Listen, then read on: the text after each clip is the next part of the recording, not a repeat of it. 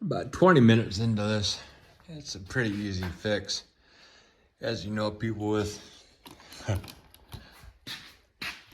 lunges have a hard time taking off the grill. That thing was pretty much a hard one. So what we've seen, actually we'll take you through what's broke. The deer snapped that in half. That's my turn signal. Snap the base right off it. Right there's the base. It actually fits, but as you can see, it's got a, oops.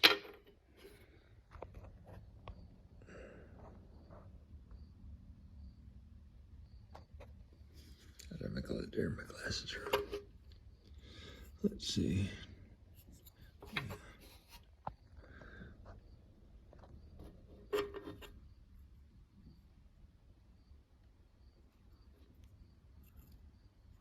As you can see, these clips have cut right there. Those are broke, so that's gotta. It still works. It'll fit. Well, the problem is when it doesn't make complete contact.